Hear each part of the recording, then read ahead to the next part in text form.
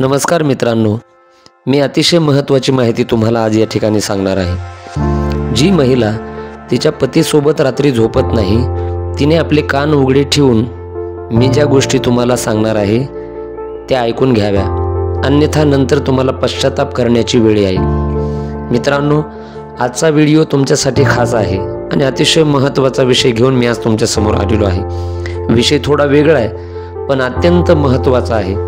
सध्या सामाजिक दृष्ट्या जर विचार केला तर हा विषय अतिशय खास आणि महत्त्वाचा आहे की जी स्त्री आपल्या पतीसोबत रात्री शयन कक्षात किंवा बेडरूम मध्ये झोपत नाही किंवा पतीला आपल्या सोबत झोपू देत नाही, त्यांना नंतर कोणता पश्चाताप करावा लागतो, तर असे का होते आणि त्यांना पश्चाताप का करावा लागतो, या सगळ्या गोष्टीचा विचार आपण आज या व्हिडिओच्या द्वारे करणार आहोत। सर्वसाधारणपणे असे म्हटले जाते की पती पत्नीने एकत्र झोपलेले चांगले असते, पण खरंच पती पत्नीने एकत्र झोपणे आवश्यक आहे का? ते खूप गरजेचे आहे का? आणि जर वेगळे वेगळे झोपले तर काय होईल? मित्रांनो, या व्हिडिओमध्ये आपण जाणून घेणार आहोत की पत्नीने पतीसोबत झोपणे का महत्त्वाचे आहे। आम्ही तुम्हाला एका कथेच्या माध्यमातून या सगळ्या गोष्टी समजून सांगणार आहोत। आणि दैनंदिन जीवनामध्ये प्रत्येक माणूस काही चुका करतो, तर 3 प्रमुख चुका कोणत्या आपण करत आहोत हे देखील आपण या व्हिडिओच्या माध्यमातून बघणार आहोत। अशा या चुका आहेत की जो मनुष्य जाणून बुजून करतो आणि मग नंतर त्याचे परिणाम आपल्याला भोगावे लागतात। म्हणून आजचा व्हिडिओ हा अतिशय महत्त्वाचा आहे आणि 2 विषयावर आधारित आहे। फक्त एक विनंती आहे तुम्हाला, या सगळ्या गोष्टी कळण्यासाठी व्हिडिओ शेवटपर्यंत बघा आणि आमच्या सोबत शेवटपर्यंत राहा। आम्ही जी कथा तुम्हाला या माध्यमातून सांगणार आहोत ती समजून घेण्यासाठी नीट लक्षपूर्वक ऐका आणि शेवटपर्यंत व्हिडिओ बघा। आणि तुम्ही जर आमच्या चॅनलवर नवीन असाल तर सबस्क्राईब करा, व्हिडिओला एक लाईक करा आणि कमेंटमध्ये श्रद्धेने रामकृष्ण हरी हा मंत्र लिहायला विसरू नका। आणि हा जो महत्त्वपूर्ण व्हिडिओ आहे आपल्या जवळच्या लोकांपर्यंत नक्की पोहोचवा, त्यांना पण कळू द्या, ह्या महत्त्वाच्या गोष्टी त्यांना पण माहिती झाल्या पाहिजे। तर मित्रांनो, ही एका वेळची गोष्ट आहे। देवर्षी नारद भगवान नारायणाचा जप करत करत पृथ्वी लोकांमध्ये भ्रमण करत होते। तेव्हा त्यांनी असं एक बघितलं की एक माणूस रात्रीच्या वेळी जंगलाकडे खूप वेगाने जात आहे। देवर्षी नारद त्या माणसाला पाहून खूप आश्चर्यचकित झाले। ते विचार करू लागले की एवढ्या रात्री जेव्हा सगळे आपापल्या घरामध्ये गाढ झोपलेले आहेत, तेव्हा हा माणूस रात्री जंगलाकडे का जात आहे, असा विचार देवर्षी नारद करत होते। त्या माणसाचा पाठलाग करू लागले। तो माणूस वेगाने पुढे जात होता आणि देवर्षी नारद आकाश मार्गाने त्याचा पाठलाग करत होते। मित्रांनो, काही वेळाने तो माणूस एका झोपडीजवळ पोहोचतो। तिथे एक अतिशय सुंदर देखणी स्त्री झोपडीच्या बाहेर उभी असते। ती स्त्री दिसायला अतिशय सुंदर होती। जेव्हा तिने त्या तरुण माणसाला येताना पाहिले तेव्हा ती म्हणू लागली, या, मी खूप वेळापासून तुमची वाट इथे बघत आहे, तुम्ही उशीर केला ते यासाठी। तो तरुण माणूस तिला म्हणाला, हे प्रिये, आज मी माझी पत्नी खूप उशिरा झोपली म्हणून मला येण्याला थोडा उशीर झाला। तेव्हा ती सुंदर स्त्री म्हणते, काही हरकत नाही, तुम्ही आलात हेच माझ्यासाठी खूप महत्त्वाचं आहे। मला देखील माझ्या पतीला झोपवण्याला थोडा उशीर झाला, पण तरीही तुमच्यापेक्षा मी थोडी लवकर आले। मित्रांनो, हे सगळं देवर्षी नारद त्या दोघांचं बोलणं ऐकत होते। तेव्हा स्त्री म्हणाली, चला आपण दोघे लवकर झोपडीत जाऊन आयुष्याचा खरा आनंद घेऊया। इतके बोलून ते दोघे झोपडीत गेले। त्या देवर्षी नारद पाहून आश्चर्यचकित झाले। ते विचार करू लागले, पृथ्वी लोकातील स्त्री पुरुष हे विवाहाच्या पवित्र बंधनात अडकले आहेत, तरीही ते आपल्या जीवनसाथीला धोका का देत आहेत? त्यांना थोडीही लाज का वाटत नाही? यांना या कृतीची जरा देखील भीती वाटत का नाही? आपापल्या पतीला आणि पत्नीबरोबर विश्वासघात करणे किती मोठं पाप आहे। हा सर्व प्रकार पाहून देवर्षी नारद यांच्या मनात अनेक प्रश्न निर्माण झाले। त्या प्रश्नाची उत्तर मिळण्यासाठी नारद महर्षी नारायण नारायण जप करत आकाश मार्गाने कैलास पर्वताच्या दिशेने जाऊ लागले। काही वेळानंतर कैलास पर्वतावर ते पोहोचतात. तिथे भगवान शंकर त्यांच्या आसनावर विराजमान होते. देवर्षी नारदांना पाहून भगवान शिव म्हणाले, या देवर्षी नारद, कैलास पर्वतावर तुमचे स्वागत आहे. त्यानंतर देवर्षी नारद भगवान शिवांना भोलेनाथांना म्हणाले, हे प्रभू, तुम्हाला प्रणाम आहे. तेव्हा भगवान शिव म्हणाले, हे देवर्षी नारद, आज अचानक कैलास पर्वतावर कसे येणे केले? तुमचे येण्याचे काय कारण आहे? तेव्हा देवर्षी नारद म्हणाले, प्रभू, आज मी पृथ्वी लोकांमध्ये भ्रमण करण्यासाठी गेलो होतो. तिथे एक मी विचित्र घटना पाहिली. ती घटना पाहून माझ्या मनात एक मोठा प्रश्न निर्माण झाला आणि त्याच प्रश्नाचे उत्तर शोधण्यासाठी मी तुमच्याकडे आलेलो आहे. कृपया माझ्या या प्रश्नाचे उत्तर देऊन माझी शंका दूर करा, ही तुमची माझ्यावर कृपा असेल. भगवान शिव म्हणाले, हे देवर्षी नारद, तुम्ही निसंकोच होऊन तुमचा प्रश्न विचारा. मी नक्कीच तुमच्या शंकेचं निरसन करेन, नक्कीच तुमच्या प्रश्नाचे उत्तर देईन. भगवान शिवाच्या मुखातून हे ऐकताच देवर्षी नारद म्हणाले की भगवान, माझ्या मनामध्ये जे प्रश्न पडलेले आहेत. देवर्षी नारद म्हणाले, हे प्रभू, मी तुमच्याकडून जाणून घेऊ इच्छितो की काही स्त्रिया त्यांच्या पतीसोबत झोपत नाहीत ना त्यांना रतिक्रिया करून देतात. आणि हे प्रभू, मनुष्य आपल्या जीवनात अशा कोणत्या 3 चुका करतो ज्यामुळे माणसाला आयुष्यभर पश्चाताप करावा लागतो? ज्या लोकांनी या 3 चुका केल्या नाहीत त्यांचे जीवन नेहमी आनंदाने भरून राहते. मनुष्याने आपल्या आयुष्यात कोणते 3 कार्य कधीही करू नये. भगवान शिव देवर्षी नारद यांचे बोलणे ऐकून म्हणाले, हे देवर्षी नारद, आज तुम्ही समस्त मनुष्य जातीच्या कल्याणाचा प्रश्न विचारला आहात. तुम्ही फारच उत्तम प्रश्न विचारला आणि हा प्रश्न प्रत्येक मनुष्याने एकदा तरी जाणून घेतला पाहिजे. कारण काही लोक तरुणपणात केलेल्या चुकामुळे आपले संपूर्ण जीवन बर्बाद करतात. जे लोक आपले जीवन आनंदी ठेवू इच्छितात त्यांनी या गोष्टी जाणून घेणे खूप महत्त्वाचे आहे. भगवान शिव पुढे म्हणाले, हे देवर्षी नारद, आता मी तुम्हाला एक महत्त्वपूर्ण आणि ज्ञानवर्धक कथेद्वारे या सर्व प्रश्नाची उत्तरे देणार आहे. तुम्ही कथा लक्षपूर्वक ऐका. भगवान शिवाच्या मुखातून हे ऐकताच देवर्षी नारद म्हणाले, हे प्रभू, मी ही कथा लक्षपूर्वक ऐकेन आणि कृपया तुम्ही पण ही कथा लवकर सुरू करा. मी तुम्हाला वचन देतो की मी कथा सुरुवातीपासून शेवटपर्यंत नक्की ऐकेन आणि हे प्रभू, या कथेचा प्रसार मी सर्व लोकांमध्ये करेन. त्यानंतर भगवान शिव कथा सांगायला सुरुवात करतात आणि म्हणतात, हे देवर्षी नारद, फार वर्षापूर्वीची गोष्ट आहे. एका नगरात एक शेतकरी राहत होता. त्याला एक मुलगा होता. त्याचे नाव शंकर होते. तो शेतकरी खूप मेहनती आणि श्रीमंत होता. त्याला त्याच्या शेतातून चांगले धान्य मिळत होते. तो काही धान्य बाजारात विकून पैसे मिळवत असे आणि काही धान्य घरी साठवत असे. त्यातून तो आपल्या गरजा पूर्ण करत असे. शेतकरी आपल्या मुलावर, शंकरवर खूप प्रेम करत असे आणि त्याने त्याला खूप स्वातंत्र्य दिले होते. पण अधिक स्वातंत्र्यामुळे शंकर बिघडला होता, वाया गेला होता.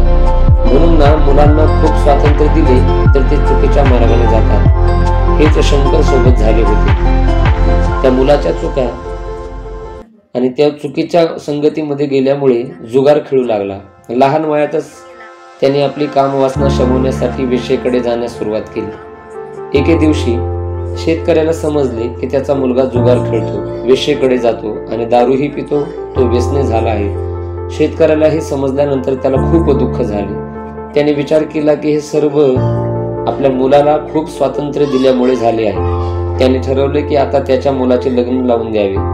शेतकऱ्याने विचार केला की लग्नानंतर जेव्हा त्याची पत्नी घरात येईल तेव्हा त्याची पत्नी त्याला समजावेल. कदाचित तिचे ऐकून शंकर योग्य मार्गावर येईल असा विचार करून शेतकऱ्याने आपल्या मुलाचे लग्न लावून दिले. विवाह झाल्यानंतर मुलगा घरातच राहू लागला कारण त्याची पत्नी अत्यंत सुंदर, मनमोहक आणि रूपवती होती. काही काळानंतर मुलाच्या आई वडिलाची वय झाली. ते फार म्हातारे झाले आणि एक दिवस असा आला की त्यांनी हे जगाचा संसार सोडला. मित्रांनो, पुढे भगवान शिव म्हणाले, देवर्षी नारद, खरी कथा तर आता इथून पुढे सुरू होती. शंकरची पत्नी अत्यंत सुंदर होती. त्यामुळे शंकरची कामवासना शांत होऊ लागली होती. पण जुगार खेळण्याची सवय काही केल्या त्याची कमी होत नव्हती. तो शंकर जुगारात आपली संपूर्ण संपत्ती त्याने गमावली आणि त्याच्याकडे काहीच उरले नव्हते. ना त्याच्याकडे पैसा होता, ना त्याच्याकडे कोणते कौशल्य होते. देवर्षी नारद म्हणले, एके दिवशी त्याच्या पत्नीने सांगितले, आता आपल्याकडे काही शिल्लक राहिले नाही. तुम्ही राजाकडे जा, तिथे काहीतरी काम शोधा जेणेकरून आपले जीवन चालवता येईल. तेव्हा भगवान शिव म्हणाले, हे देवर्षी नारद, समजवण्यासाठी एक गोष्ट आहे की जर एखाद्या व्यक्ती राजाकडे नोकरी मागण्यासाठी जातो तर राजा आधी विचारतो की तो काय करू शकतो. जर तुमच्याकडे काही चांगले कौशल्य असेल तर राजा तुम्हाला नोकरी देईल किंवा एखाद्या कोणत्या तरी कामावर ठेवेल. पण जर तुमच्याकडे काही कौशल्य नसेल तर राजा कसा नोकरीला ठेवेल? जेणेकरून राजाचेही ते काम होईल आणि जर काहीच नसेल तर तो तुम्हाला निरोप योगी समजून तिथून काढून टाकेल. हे देवर्षी नारद, माणसाची कौशल्य हीच त्याची खरी ओळख असते. आणि शंकरकडे तर काहीही नव्हते, ना पैसा ना कोणते कौशल्य. तो आपल्या जीवनाच्या अशा वळणावर पोहोचला होता जिथे माणसाच्या हाती फक्त पश्चाताप उरतो. त्याला 2 मुलगे झाले आणि त्या 2 मुलगे झाल्या, त्या मुलाचाही भार त्याच्यावरती आता आला होता. त्याचे लग्न लावायचे होते आणि पैशाची खूप गरज होती. पण आता शंकरकडे काहीच उरले नव्हते. त्याला त्याचे घर चालवणेही कठीण होऊन बसले होते. त्यात त्या 2 मुलाचे लग्न, या सगळ्या गोष्टी त्याला करायच्या होत्या. तो दानासाठी मोहताज झाला होता. त्याने आपली शरीराची सर्व शक्ती पूर्णपणे नष्ट केली होती. एके दिवशी शंकरकडे काम वाचण्यासाठी आपल्या पत्नीकडे गेला. तेव्हा त्याची पत्नी म्हणाली, या जगात माणसाचे सर्व सुख फक्त काम वाचण्यातच नसते, तर गरजवंताची मदत करण्यातही असते. जे लोक काम वासनेमुळे वेडे होतात ते बर्बाद होतात. हे स्वामी, आता मी तुम्हाला 3 चुका सांगणार आहे. या गोष्टी खूप काळजीपूर्वक आणि लक्षपूर्वक ऐका. मनुष्य बहुतेक वेळा या 3 चुका करतो. काही लोक अनावधानाने तर काही लोक मुद्दामून करतात. पण जे लोक या 3 चुका करतात ते आयुष्यात पूर्णपणे बर्बाद होतात. नंबर 1, पहिली चूक म्हणजे आपल्या जीवनाच्या सुरुवातीच्या काळात चांगले शिक्षण आणि कौशल्य न मिळवणे. जर तुम्ही ही चूक केली किंवा तुमच्या मुलांनीही चूक केली तर तुम्हाला किंवा तुमच्या मुलांना जीवन आणि करिअर मध्ये अनेक समस्यांना सामोरे जावे लागते. ही चूक तुम्हाला आयुष्यभर त्रास देऊ शकते, पश्चाताप करावा लागू शकतो. म्हणून आयुष्यामध्ये ही चूक कधीही माणसाने करू नये सुरुवातीच्या काळात. नंबर 2, दुसरी चूक म्हणजे कामांना पुढे ढकलण्याची सवय.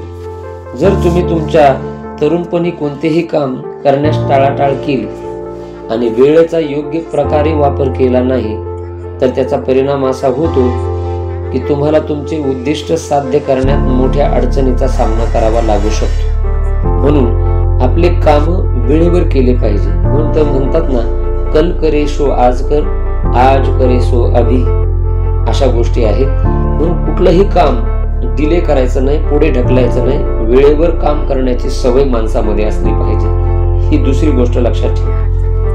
नंबर 3 चूक कुठली आहे? तर 3री चूक म्हणजे चुकीच्या संगतीत पडणे.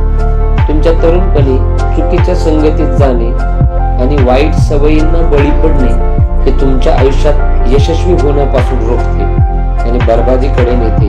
आणि सर्वात महत्वाची गोष्ट, आपल्या आरोग्याकडे दुर्लक्ष करणे. जर तुम्ही तुमच्या तरुणपणी तुमच्या शारीरिक आणि मानसिक आरोग्याकडे लक्ष दिले नाही तर तुम्हाला पुढे जाऊन अनेक समस्यांना आणि अनेक रोगांना सामोरे जावं लागू शकते. त्यामुळे तुमच्या आरोग्याची विशेष काळजी घेणे खूप महत्वाचे आहे. तुम्ही तुमच्या जीवनाची सुरुवात चुकीच्या मार्गाने केली आणि त्यामुळे जर आपल्याला या अडचणींना सामोरे जावे लागले तर आता या सगळ्या गोष्टी फार महत्वाच्या आहेत. म्हणून ती पत्नी म्हणते, आता मी तुमच्या सोबत आर्थिक क्रिया आणि क्रीडा करू शकत नाही. मला तुमच्या सोबत झोपायचेही नाही आणि तुमच्या सोबत झोपायची इच्छा सुद्धा नाही. आता वय अर्ध्यापेक्षा अधिक झाले आहे. मी भगवंताच्या सेवेत विलीन होऊ इच्छिते. भगवंत नक्कीच आपली मदत करतील. आता हा वेळ आहे. आत्म्याला परमात्म्याशी जोडावे लागेल. बाल्यावस्थेतून तरुणाईपर्यंत लोकांचे जीवन ब्रह्मचारी असते. ब्रह्मचर्यानंतर ते वैवाहिक जीवनात प्रवेश करतात आणि वैवाहिक जीवनात ते दाम्पत्य पुत्राची कामना करतात. पुत्र झाल्यावर सून मिळवण्याची इच्छा करतात. मग ते वृद्ध होतात आणि त्या ब्रह्मचार्य जीवनात ते परत जातात जिथून ते वैवाहिक जीवनात आले होते. त्यामुळे आता ब्रह्मचार्य जीवनात जाणेच योग्य आहे. ज्या प्रकारे आपण आपले तारुण्य वाया घालवले आहे, त्याचप्रमाणे वृद्धापकाळ वाया घालू नये. पूजा, ज्ञान, भजन आणि सत्संग या वयामध्ये केल्या पाहिजे. मी स्वतः वाया जाऊ देऊ इच्छित नाही. आता तरी तुम्हाला कळले असेल की तुमच्या सोबत काम वासनेत का सहभागी होऊ इच्छित नाही आणि का तुमच्या सोबत प्रतिक्रिया करू इच्छित नाही. आता आपले एक उद्दिष्ट आहे की आपल्या मुलाचे लग्न करून देणे. तुम्ही काम वासना विसरून मेहनतीवर लक्ष केंद्रित करा. भगवंत नक्कीच आपले ऐकतील. मित्रांनो, पुढे भगवान शिव नारदांना सांगतात की हे नारद महर्षी, त्यानंतर शंकरच्या पत्नीने बरोबर म्हटले होते, जे लोक तुमच्याशी सत्यमनाने जोडले जातात त्यांना कधीच कोणत्याही गोष्टीची कमतरता भासत नाही. मग एके दिवशी काय होते, एक वृद्ध स्त्री शंकरच्या घरी येते आणि ती वृद्ध स्त्री शंकरच्या पत्नीला आपली सगळी संपूर्ण संपत्ती तिला देऊन टाकते आणि तिच्या घरी राहायला लागते. ती म्हणते, मला संपत्ती नाही, तूच मला आणि माझे धन सांभाळ. मला 2 वेळच्या जेवणाची सोय झाली तर माझ्यासाठी ते पुरुष आहे. मग स्त्री शंकरच्या घरी राहू लागते. शंकरने आपल्या दोन्ही मुलाचे लग्न लावले आणि संपूर्ण कुटुंबासह आनंदाने राहू लागले. भगवान शिव पुढे सांगतात की हे देवर्षी नारद, त्या वृद्ध महिलेच्या संपत्तीमुळे शंकरच्या कुटुंबाची परिस्थिती सुधारली. त्यांनी घरी पैसे आले. शंकर जो होता तो चुकीच्या मार्गाने चालू लागला. त्याच्या पत्नीने त्याच्यासोबत झोपण्यास नकार दिला आणि काम वासनेत सहभागी होण्यासाठी नकार दिला. त्यामुळे शंकर दुसऱ्या मार्गावर, जो त्याच्यासाठी खूप चुकीचा होता. शंकर एका स्त्रीच्या प्रेम जाळ्यात अडकला, कारण त्याची पत्नी न त्याच्यासोबत झोपत होती, न त्याला सोडत होती आणि न त्याच्या काम वासना शमवण्यासाठी प्रतिक्रिया करत होती. आणि त्यामुळे आपली काम वासना शमवण्यासाठी शंकर दुसऱ्या स्त्रीच्या प्रेम जाळ्यात अडकला. रात्री आपल्या पत्नीला झोपवल्यानंतर तो गावाच्या बाहेर एका झोपडीत जात असे आणि त्या स्त्री सोबत आपली काम वासना शांत करत असे आणि रतिक्रिया झाल्यानंतर दोघेही आपल्या घरी परत जात असे. भगवान शंकर ही संपूर्ण कथा देवर्षी नारदांना त्या ठिकाणी सांगत होते.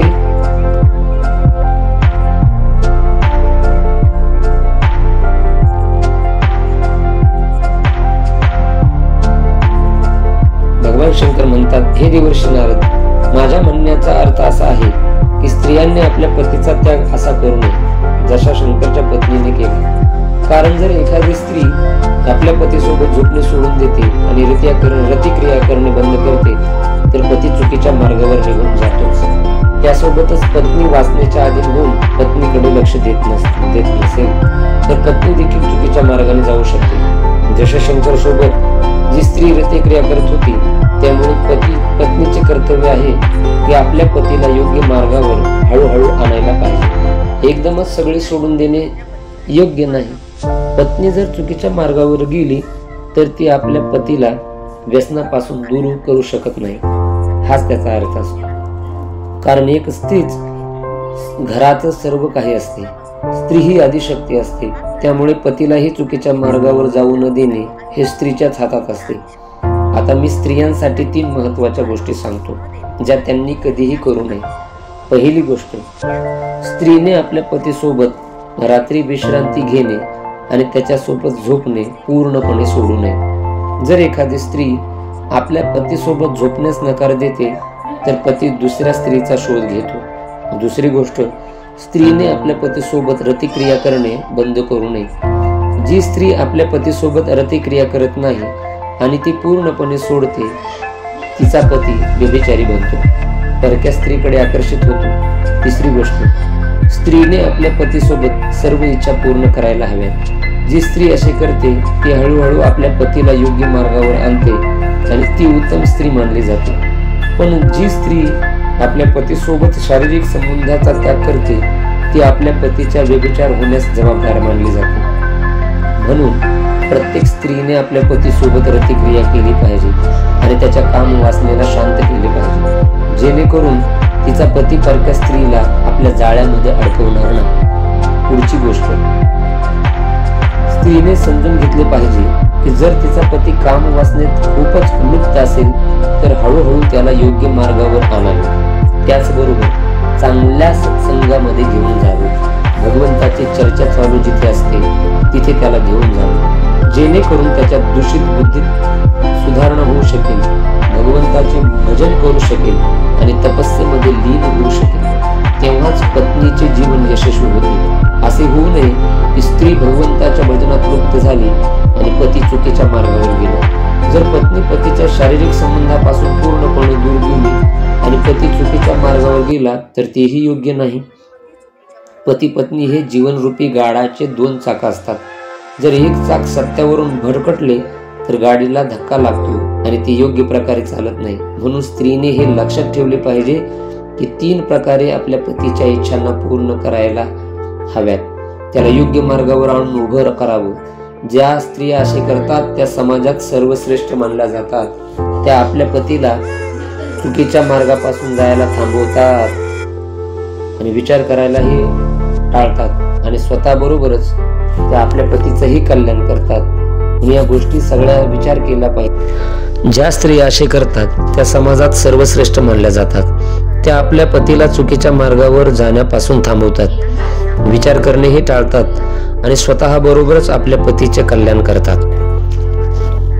भगवान म्हणतात, हे देवर्षी नारद, आता तुम्हाला कळले असेल की तो पुरुष ज्याला तो पाहिलंस तो झोपडीत एका स्त्री बरोबर रतिक्रियेमध्ये लुप्त होता, तो शंकरच होता। त्याच्या पत्नीने त्याच्यासोबत शारीरिक संबंध ठेवणे पूर्णपणे सोडून दिले होते। न ती तिच्यासोबत झोपत होती न ती रतिक्रिया करत होती। आपली काम वासना शांत करण्यासाठी शंकर परक्या स्त्री सोबत लुप्त झाला होता, जे तू स्वतः पाहिलेस। मित्रांनो, देवर्षी नारद आपल्या प्रश्नाचे उत्तर जाणून खूप प्रसन्न होतात आणि नारायण नारायण जप करून तिथून प्रस्थान करतात। मित्रांनो, आम्हाला आशा आहे की तुम्हाला ही माहिती खूप आवडली असेल। ही महत्त्वपूर्ण माहिती तुमच्या उपयोगी नक्कीच पडेल। आपल्या जवळच्या लोकांपर्यंत ही माहिती पोहोचवा। आमच्या चॅनलला सबस्क्राईब करा, व्हिडिओला लाईक करा आणि कमेंट करायला विसरू नका।